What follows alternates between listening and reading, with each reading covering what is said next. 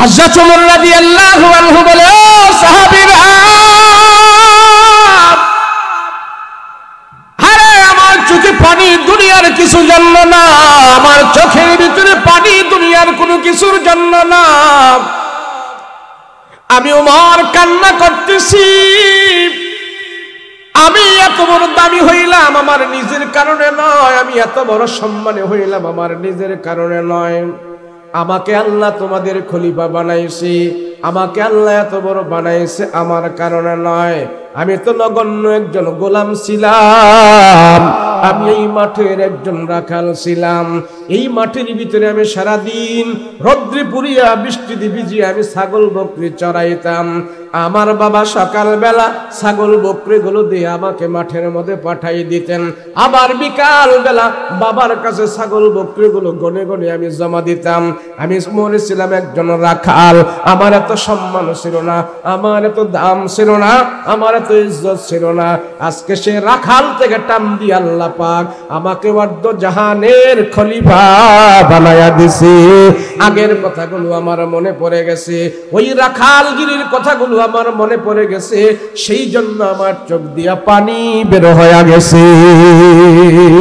আল্লাহু আকবার। তাকে বলা হয় কৃতজ্ঞ বান্দা, সেই হইল শুকরগুজার বান্দা। আগে আমার কিছুই ছিল না, এখন 2-3 পোলা বিদেশ যায়, অনেক টাকা কামায়, ব্যবসা করে অনেক টাকা কামায়। এই জন্য আমি আগের দিন ভুলে গেছি আমি যেন অভাবে ছিলাম, এখন আর আমার মনে হয় না। কথা বলেন ঠিক কিনা? আগে আমার ছেলে মেয়ে নিয়ে আমি খেতে পারতাম না, অভাবে ছিলাম, কিন্তু এখন আমার অভাব নাই, টাকা পয়সার অভাব নাই, মান সম্মানের অভাব নাই, সব কিছু পায়া আমার আগের দিনগুলো আমি ভুলে গেছি। এখন মানুষকে কোনো মানুষ মনে করি না, ডনকে আর মনে করি, দাম্ভিকতা দেখায়া চলি, গরম দেখায়া চলি। সেই জন্য আল্লাহর রাসূল বলেন, তুমি হইলা আল্লাহর দরবারে একজন অকৃতজ্ঞ বান্দা। হযরত ওমর বলে, আমি এখন খলিফা হইলাম, तमाम দুনিয়ার আর্ধেক পৃথিবীর মানুষ আমার কথা শুনে, আর আমি এখন থেকে মস্তানি করে চলি, হাওমাও করে চলি, সবাইকে আমি তাকাব্বুরি দেখায়া চলি। না না সাহাবীরা রে, এই মাঠটা দেখে আমার আগের কথা মনে হয়েছে। আমার বাবা একদিন সকালবেলা আমাকে ছাগল বকরি দিয়া মাঠের মধ্যে বের করে দিয়েছে, আমি সারাদিন ছাগল বকরি চড়াইছি।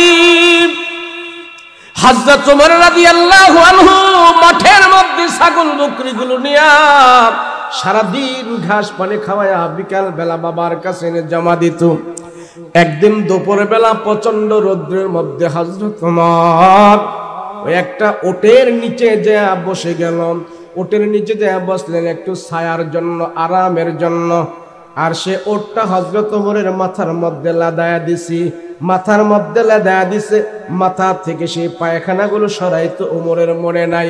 বিকাল বেলা যখন নাকি উট বকরি নিয়ে আবার বাবার কাছে যে হাজিরা দিল, জমা দিল, বাবা জিজ্ঞেস করে, ওমর রে, তোর মাথার মধ্যে ওটের পায়খানা কেন, কারণটা কি? হযরত ওমর বলে, আমি দেখলাম আমার মাথার মধ্যে ঠিকই তো পায়খানা আছে, এই পায়খানাটা সরাইতে আমার মনে নাই। তখন আমার বাবাকে আমি বললাম, প্রচন্ড রৌদ্রের ভিতরে আমি একটু আরামের জন্য, ছায়ার জন্য আমি যাই ওটের নিচে যাই বসছিলাম। বাবা, দুপুর বেলা ওটটা আমার মাথার মধ্যে পায়খানা করে দিছি, আমার পায়খানা মাথা থেকে সরাইতে আর মনে নাই। সেই দিন আমার বাবা আমাকে আফসোস করে বলেছে, আরে ওমর, তোরে দুনিয়াতে আমি কেমনে লালন পালন করে তোরে আমি কি করব? আমার বাবা আমাকে নিয়ে আফসোস করেছে। আমার বাবা আমাকে একটা বেকল বোকা শোকা ছেলে ভাবছে, ভাইবা আমাকে নিয়ে শুধু চিন্তা করেছে, দুনিয়াতে তুমি কেমনে চলবা, কেমনে চলবা। আমি হইলাম আমার বাবার বোকা শোকা একটা সন্তান। সেখান থেকে আল্লাহ পাক আমাকে এত সম্মান দিছে, আমাকে এত ইজ্জত দিছে, আমাকে আল্লাহ ওয়ার্দ জাহানের খলিফা বানায়া দিছে। আল্লাহু আকবার। মানুষ এই জন্য আল্লাহ রাসূল বলে, সংযুক্ত তোমার রাসূলুল্লাহর সাথে যখন হবে, রাসূল তো নাই, নবী তো নাই, সংযোগ এখন কার সাথে হবে? কোরআনের সাথে হবে, মাদ্রাসার সাথে হবে, আলেম ওলামার সাথে হবে, ইনশাআল্লাহ আমার আপনার সম্মান আল্লাহ পাক বাড়ায়া দিবে। কথা বলেন ঠিক কিনা? হযরত ওমর ক্ষমতা পাওয়ার পর তার আগের জিন্দেগির কথা ভুলে নাই।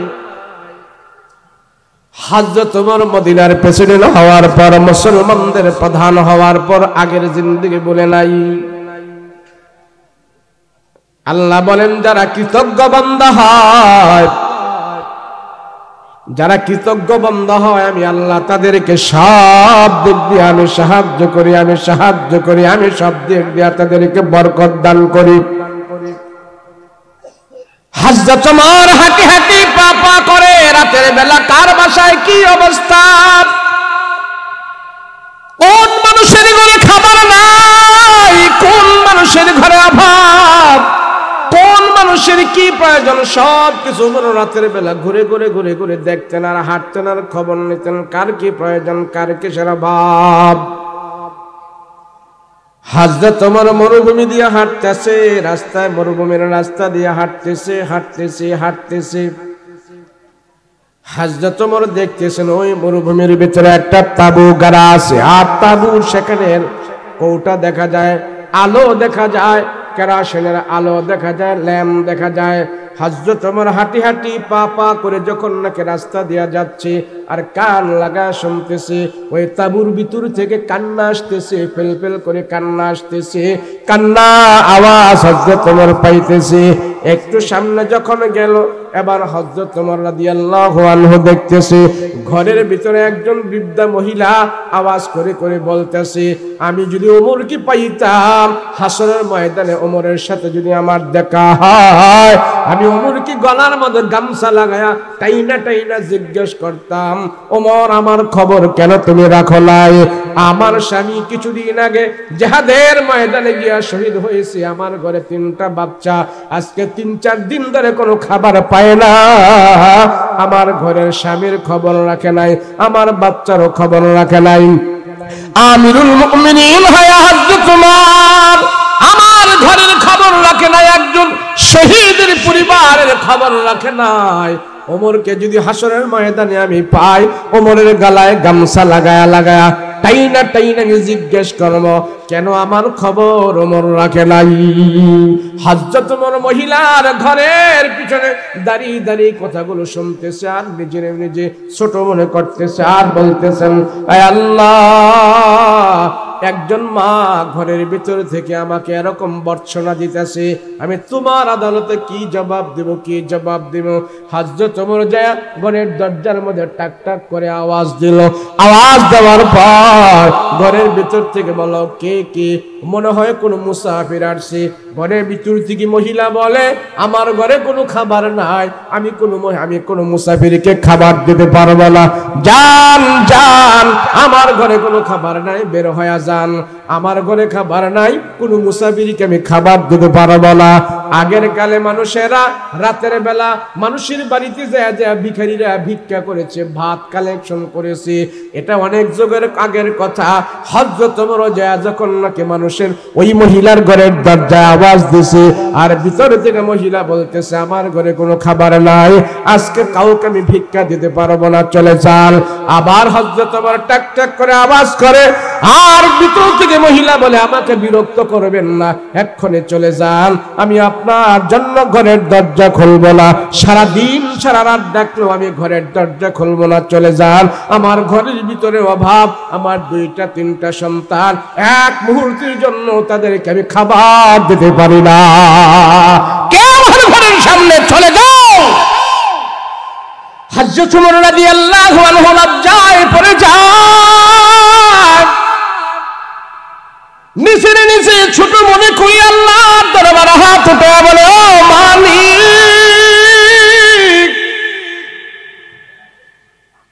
তুমি আমাকে মুসলমানদের খলিফা বানাইছো,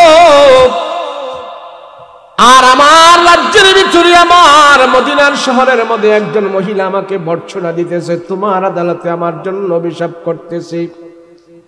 আয় আল্লাহ,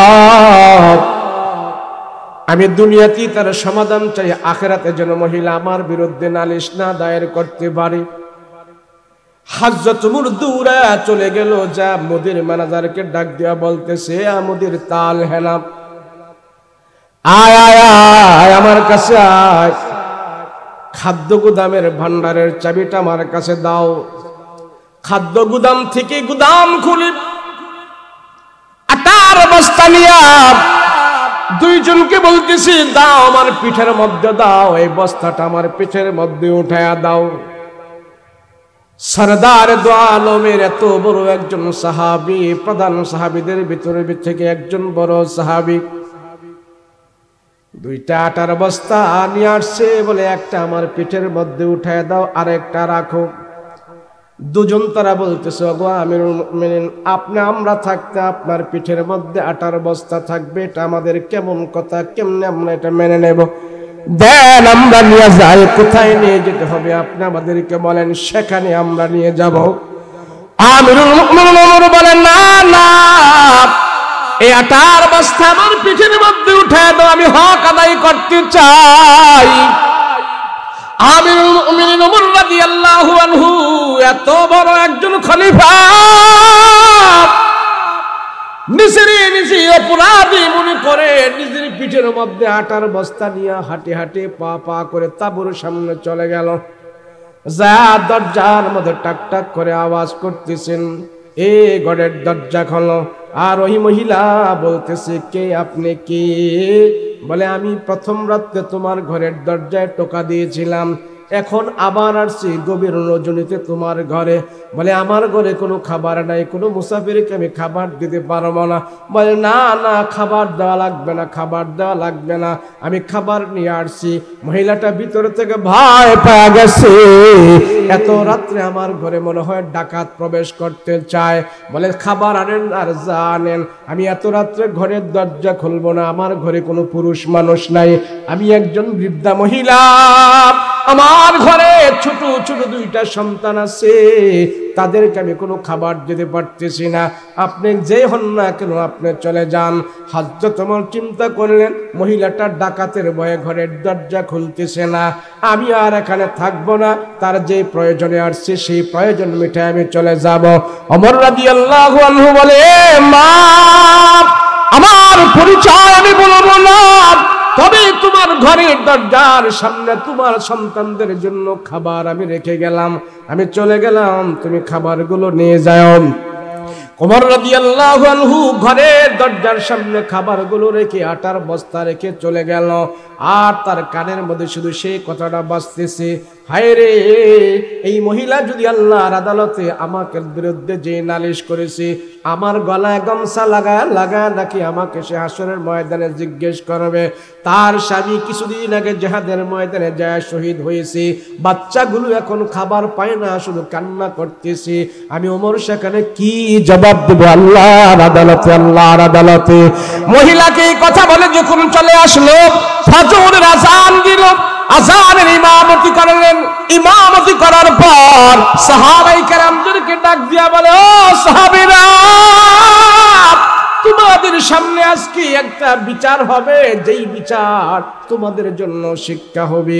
সব সাহাবীরা তোমরা বসবা, আজকে এমন একজনের বিচার হবে, যেই বিচার তোমাদের জেনে রাখা দরকার, এমন বিচার একজনের হবে, যে বিচার সব তোমরা সাক্ষী থাকবা, তোমাদের সাক্ষী উপস্থিতির মাধ্যমে একজন মানুষের বিচার হবে। ওমর রাদিয়াল্লাহু আনহু দুইজন সাহাবীকে পাঠিয়ে দিলেন, যাও ওই তাঁবুর ভিতরে একজন বৃদ্ধা মহিলা আছে, তোমরা সেই মহিলাকে নিয়ে মসজিদে নববীর মধ্যে শামিল হয়ে যাও।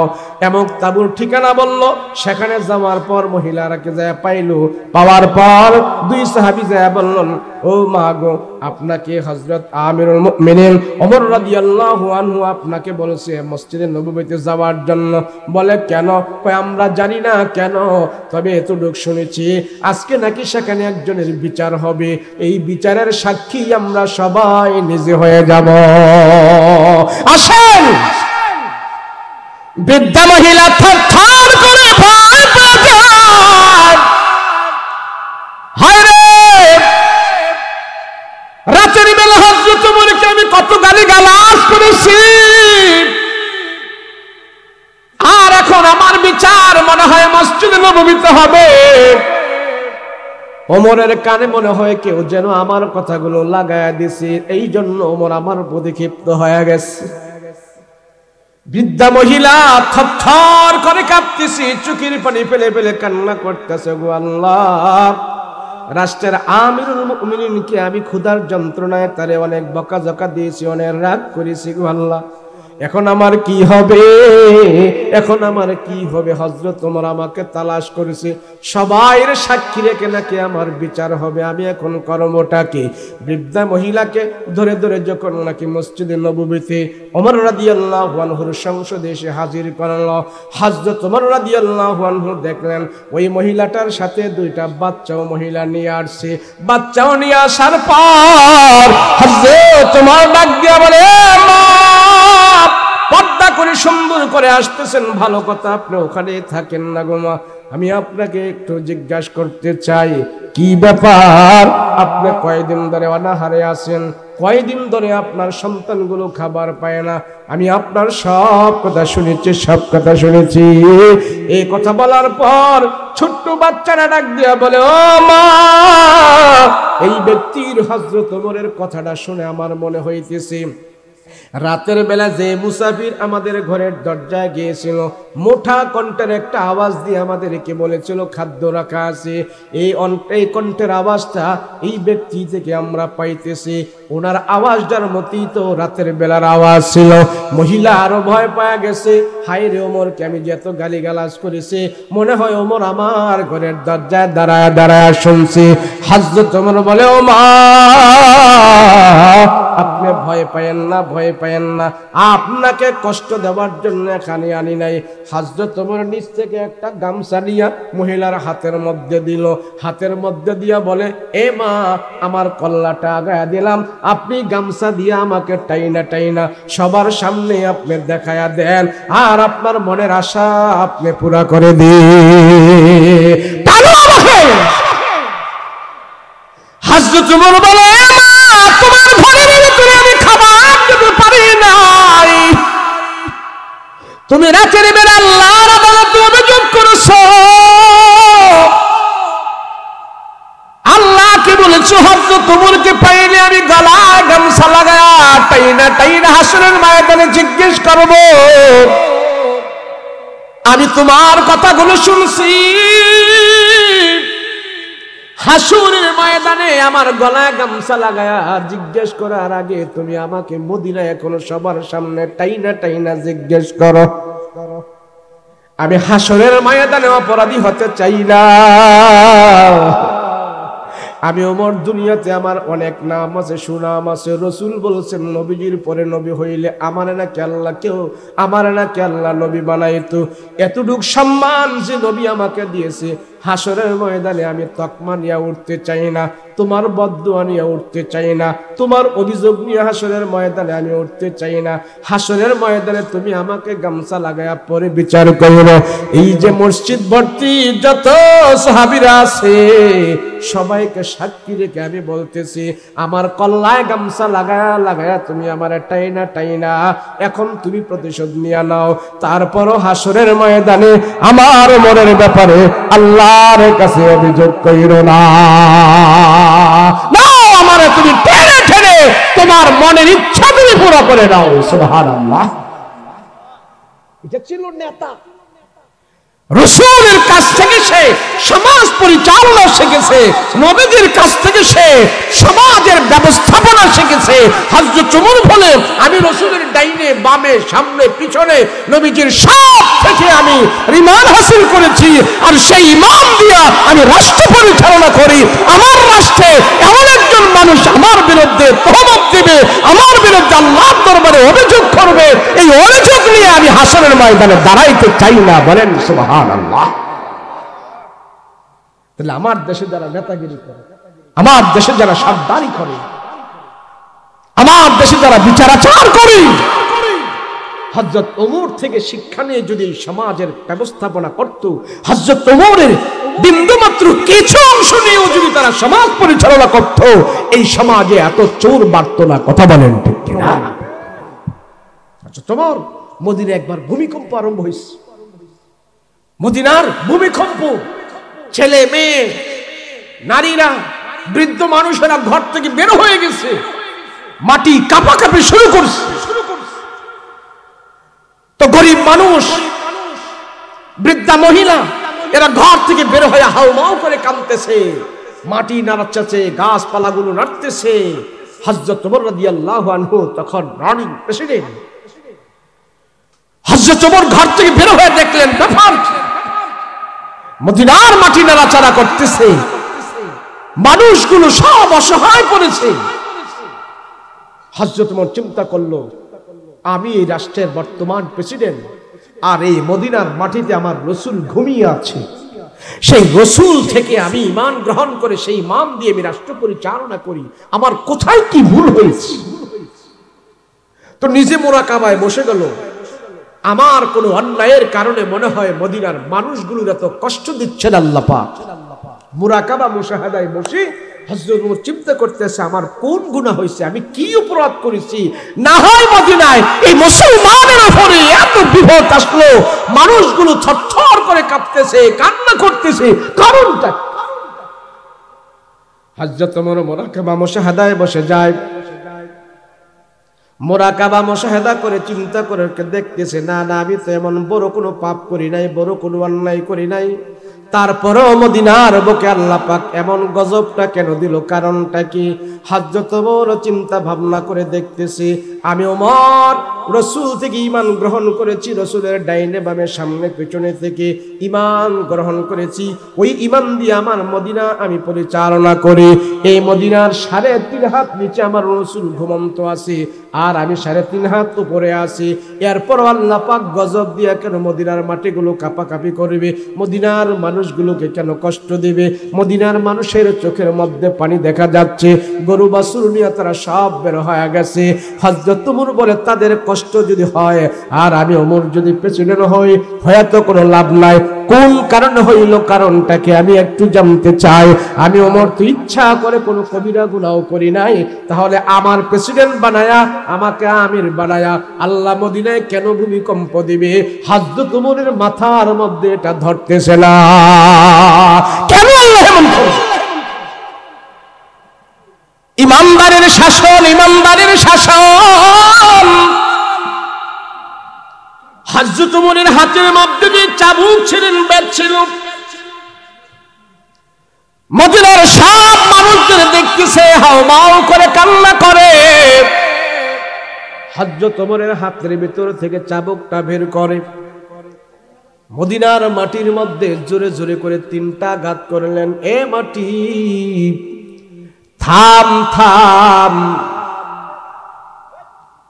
আমি এখনো জীবিত আছি, আর আমার রাসূল এই মদিনায় 3.5 হাত মাটির নিচে ঘুমন্ত আছে। যেই রাসূল মদিনার মাটিতে আছে, সেই মাটি এইভাবে কাঁপাকাঁপি করবে, মানুষদেরকে কষ্ট দেবে, ইমানদারদেরকে কষ্ট দেবে? না না, এটা হতে পারে না।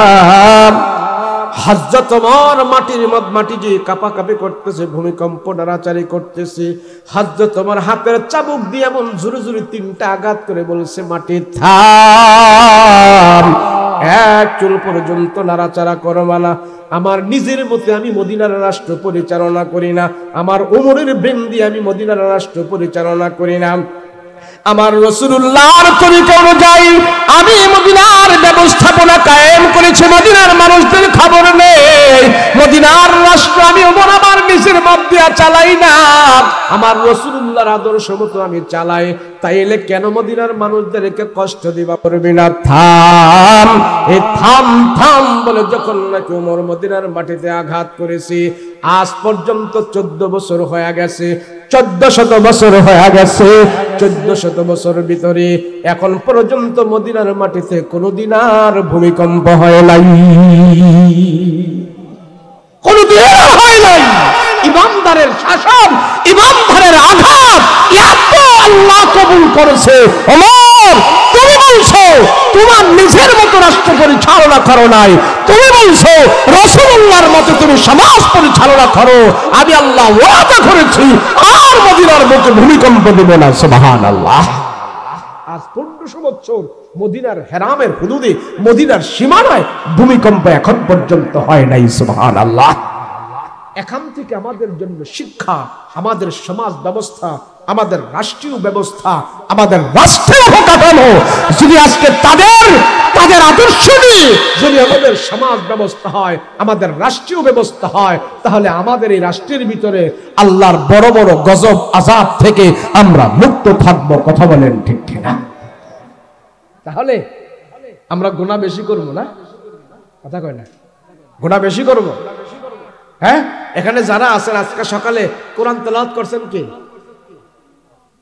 মাশাআল্লাহ মাশাআল্লাহ। মাদ্রাসায় যারা আছেন তারা না, মাদ্রাসার বাহিরে আওয়াম লোক, জনসাধারণ, একজন আর একজনকে আপনি আলহামদুলিল্লাহ, আল্লাহ ভরপুর কামিয়াবি দান করুক, বলেন আমিন।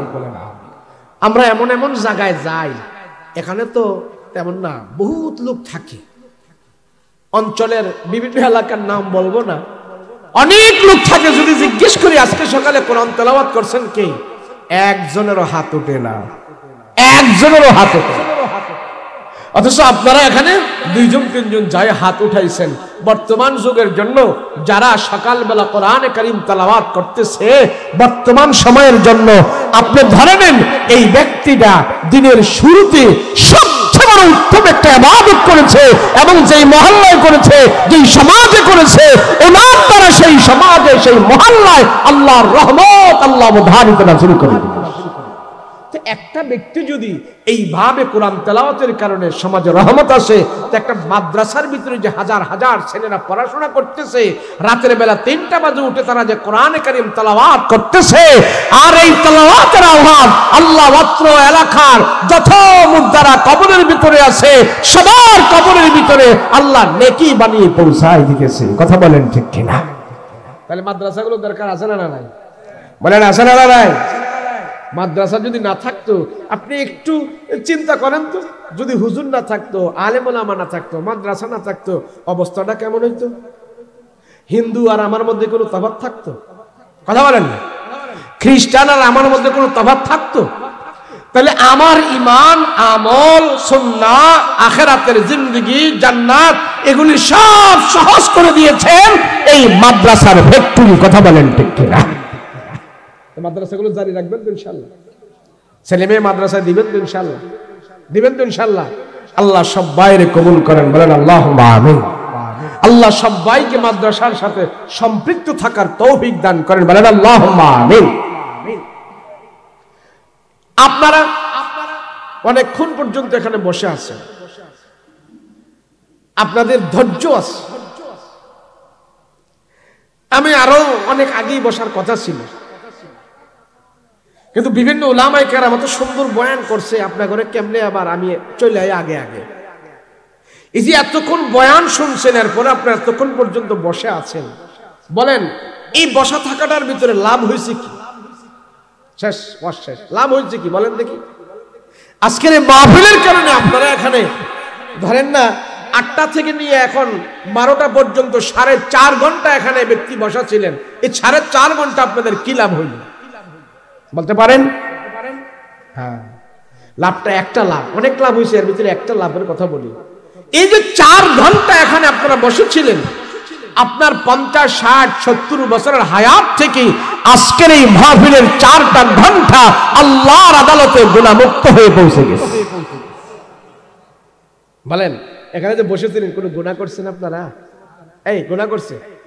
পিছনে দেখি বিড়ি টিড়ি খাইছেন, বইয়া বিড়ি খাইছেন? না দি কয় না, খাইছে মনে হয়। এই মাহফিলে বসে বিড়ি খাইছেন বসে? তো নাটা জোরে করতে পারেন না? তো 4 ঘন্টা এখানে বসেছিলেন, বিড়ি খান নাই, গান শোনেন নাই, গালিগালাজ করেন নাই। এই 4 ঘন্টা হতে পারে আপনার নাজাতের একটা রাস্তা হয়ে যাবে। কথা বলেন ঠিক কিনা? আপনাকে যদি আল্লাহ বলে 70 বছরের হিসাব দাও, তোমার আমি 60 বছর হায়াত দিয়েছি, 70 বছর হায়াত দিয়েছি, হিসাব দাও। একটা ব্যক্তি দ্বারাই বলেন তো যে আমি আল্লাহরে আমার 60 বছরের হিসাব পাই টু পাই বুঝাই দিব? আছে কেউ? এই আছেন কি? ও মা 60 বছরের হিসাব তো দূরের কথা, আপনার জীবনে কয় গ্লাস পানি খেয়েছেন মনে আছে? কথা কয় না? আছে। কয় কাপ চা খাইছেন হিসাব দিতে পারবেন? কয় প্লেট খাবার খেয়েছেন হিসাব দিতে পারবেন? অথচ এই হিসাবটা দেওয়া যাবে। আল্লাহর ফেরেশতারা এই হিসাবটা লিখে রাখছে। বাইতুল হাবিব দারুল উলুম মাদ্রাসা ও এতিমখানা কন্যা মণ্ডল হাফেজ ছাত্রদের পাত্রী প্রদান উপলক্ষে বক্তারা এসে বয়ান করছে। আমরা সেখানে 4 ঘন্টা বসেছিলাম, 4 ঘন্টা কোনো গুনাহ করি নাই। আপনি বলতে পারবেন এবং আপনাকে ফেরেশতারা স্মরণ করে দিবেন, আল্লাহ আপনার এই বান্দা 4 ঘন্টা গুনাহমুক্ত ছিল, এই 4 ঘন্টায় সে কোনো গুনাহ করে নাই। ফেরেশতারা বলবে আমরা তোমার আমলনামায় লিখে রাখছি 70 বছর থেকে এই মাহফিলের কারণে 4 ঘন্টা তোমার আমলনামায় কোনো গুনাহ হয় নাই। বাড়িতে যাওয়ার সময় তুমি তাওবা ইস্তিগফার করে বাড়িতে গেছো, সেটাও আমরা লিখে রাখছি। আল্লাহ বলে স্মরণ করায় দাও, বান্দার তাওবা কবুল করে আমি গুনাহ মাফ করে দিয়েছি। তো মাহফিলে আসলে বসলে বললে লাভ না লস? বলেন লাভ না লস? এই যে এখানে এত বড় আয়োজন করলো তারা, তাদের সবচেয়ে বড় লাভ হইল এই এলাকার মানুষগুলোকে মাদ্রাসার কারণে, মাহফিলের কারণে এতগুলো মানুষকে তারা আজকে মাহফিলকে কেন্দ্র করে অর্থায়ন খরচ করে সময় দিয়ে শ্রম দিয়ে এই বাগান সাজিয়ে সব মানুষগুলোকে তারা 4 ঘন্টা গুনাহমুক্ত সময় উপহার দিয়েছেন। কথা বলেন ঠিক কিনা? যাদের কারণে আপনারা গুনাহমুক্ত ছিলেন, তারা তাদের আমলনামায় আজকে সবচেয়ে বড় নেকির একটা ভান্ডার তৈরি করে দিয়েছে। আমরা এখানে বসে যত নেক কামাই করলাম, এই নেকের ভাগীদার সর্বপ্রথম যারা এই ব্যবস্থাপনাটা, যারা এই পরিবেশটা উপহার দিয়েছে আল্লাহর আদালতে, তারা একটা অংশ পাবে। কথা বলেন ঠিক কিনা? এমনি ভাবি সবাই সবাইকে যখন নেক কাজে সহযোগিতা করব, আমার দ্বারা আমার ছেলে গুনাহ করে না, আমার দ্বারা আমার মেয়ে গুনাহ করে না, আমার দ্বারা আমার সমাজের মানুষ গুনাহ করে না, আমার কারণে আমার সমাজের মানুষ গুনাহ থেকে মুক্ত থাকতে পারে, নাফরমানি থেকে মুক্ত থাকতে পারে। এটা হলো বর্তমানে সবচেয়ে বড় নেকের কাজ, যে আমার দ্বারা সমাজের মানুষ গুনাহ থেকে যায় না, গুনাহ থেকে বাঁচে। সে নবীওয়ালা কাজ আদায় করে দিয়েছে, নবীওয়ালা কাজ করছে। এর জন্য আমরা এই মাহফিলে এসে বসে ওয়াজ শুনেছি, মুনাজাত করব, খুশি না বেজার? এর চেয়ে আর খুশির কোনো বিষয় হতে পারে না। আমরা একটি নেক কাজে অংশগ্রহণ করেছি, 4 ঘন্টা আমরা গুনাহমুক্ত ছিল। এর চেয়ে এই মহল্লায় এখন বর্তমানে ভালো কোনো আমল কাজ নাই। কথা বলেন ঠিক কিনা? প্রতি বছর আপনারা এখানে আসবেন, মাহফিল শুনবেন, মাদ্রাসার সাথে সম্পৃক্ত রাখবেন, ছেলে মেয়েদেরকে মাদ্রাসায় দিবেন। এই যে ছেলেরা জানাজার নামাজ পড়াইলো, এটা তো শুধু একটা স্যাম্পল জানাজার নামাজ দেখাইলো। আরে শুধু জানাজার নামাজ নয়, এখন মৌলবীরা যদি রাষ্ট্রটা দেয়, এই রাষ্ট্রটাও চোর মুক্ত করে, এই রাষ্ট্রের সব জায়গা থেকে দুর্নীতি মুক্ত করে এই রাষ্ট্র শুদ্ধভাবে পরিচালনা করার ক্ষমতা মাওলানা মৌলবীরা রাখে। কথা বলেন ঠিক কিনা? মনে করেন না শুধু মাদ্রাসায় জানাজা পড়ায়, জানাজা এটা তো লাস্ট ফিনিশিং, মরার পর, মরার আগে কেমনে শুদ্ধ হয়ে কবরে যেতে হবে সব ব্যবস্থাপনা এখন মাদ্রাসায় শিখায়। কথা বলেন ঠিক কিনা? সব শিক্ষা মাদ্রাসায় শিখায়, বাংলা, অঙ্ক, ইংরেজি যত আছে মাশাআল্লাহ সব শিক্ষা শিখায়। এমনকি মাদ্রাসার ছেলেরা যদি প্রাইমারি স্কুলে এখন পরীক্ষা দেয়, 1 থেকে নিয়ে যতটি ছাত্র মাদ্রাসার ছাত্র প্রাইমারি স্কুলে পরীক্ষা দিবে, আমার এলাকায় রাধানগর একটা মাদ্রাসা আছে, হাফেজনগর, সে মাদ্রাসার নাম এরা চিনি। 1 থেকে নিয়ে 40 জন ছাত্র প্রাইমারি স্কুলে পরীক্ষা দিছে। তো হুজুর আমারে বলল যে ভাই, আমাদের মাদ্রাসার 1 থেকে 40 জন ছাত্র আমরা পরীক্ষা দিছি, স্কুলেরও পরীক্ষা দিছে, কিন্তু খুশির সংবাদ হইল স্কুল এবং মাদ্রাসা মিলাইয়া 1 থেকে 40 পর্যন্ত রেজাল্ট আমাদের মাদ্রাসার ছেলেদেরই আসছে। তা আমি চিন্তা করলাম, একটা প্রাইমারি স্কুলে সরকার কত বেতন দেয়, রেশন দেয়, আফা, ম্যাডাম, স্যার, দপ্তরি কত কিছু রাখতেছে টাকা দিয়া, কিন্তু মাদ্রাসায় এত টাকা দেয় না। তারপরও মাদ্রাসার ভিতরে আমরা প্রাইমারি স্কুল থেকে সুশিক্ষা বেশি দিচ্ছি, ভালো শিক্ষা বেশি দিচ্ছি। কথা বলেন ঠিক কিনা? আমি প্রাইমারি স্কুলের বিপক্ষে নয়, পক্ষে, কিন্তু আমার মাদ্রাসারও পক্ষে। কথা বলেন ঠিক কিনা? সন্তানদেরকে মাদ্রাসায় দিলে লাভ হয়, লস হয় না। কথা বলেন, লাভ হয়? এই মাদ্রাসায় পড়ালে লাভ হয়? কেমনে লাভ? আমাদের কুমিল্লা অঞ্চলে একটা প্রথা ছিল, জানি না কুমিল্লা নোয়াখালীর ওদিকে অনেক আগের একটা প্রথা ছিল, এক বাপের যদি 5টা পোলা থাকতো, তাহলে একটা পোলা যদি একটু মগা টগা থাকতো, ল্যাংরা বেরিঙ্গা কানা কুইরা থাকতো, এইটার এন্না বাপে মাদ্রাসায় ভর্তি করাইতো। আমরা কিন্তু সেটা আছে, আগে ছিল, এখন নাই, কিন্তু এখন চোখ ফুটছে। দেখা গেছে যেটা ল্যাংরা খুরা বেরিঙ্গা মার্কা আকুল টাকুল কম, এটার না মাদ্রাসায় ভর্তি করাইছে, মাদ্রাসার ডাইলের পানি খাইয়া হুজুরদের তালিম খাইয়া এই বেরিঙ্গাটা এখন এমন ভালো হয়েছে, ওই 5টার চেয়ে এখন এটার দাম বেশি হয়ে গেছে। কথা বলেন ঠিক কিনা? তো মাদ্রাসা পড়ালে লস নাই, লাভ কি? লাভ। আমার সন্তান আমার মৃত্যুর পরে আমার কবরের পাশে দাঁড়িয়ে সূরা ইয়াসিন তেলাওয়াত করে, এরপরে আমার কবর থেকে বিদায় দিয়ে আসবে, আর এক খতম কোরআনের, এক খতম সূরা ইয়াসিন যে একবার তেলাওয়াত করবে, আল্লাহ তারে কোরআনের 10 খতম সওয়াব দান করে দিবে। তাহলে আমার ছেলে আমার কবরের পাশে দাঁড়িয়ে সূরা ইয়াসিন একবার পড়ছে, 10 খতম কোরআনের সওয়াব আমার কবরে চলে গেছে। মরার পরে এর চাইতে বেশি আর কি পাইতে পারে? কথা বলেন ঠিক কিনা? একজন সন্তানদেরকে মাদ্রাসায় দিবেন, রাজি আছেন ইনশাআল্লাহ? মাদ্রাসা মসজিদের সাথে সম্পৃক্ত থাকলে, টাকা টোকা দিলে, খেদমত করলে দুনিয়াতে অভাবে অনটনে থাকবে এমন প্রমাণ নাই। দুনিয়াতে আল্লাহ তার সম্মান ইজ্জত বাড়ায়া দিবে, এটা বাস্তবে আমরা নিজেরা প্রমাণ। আমরা নিজেরা প্রমাণ।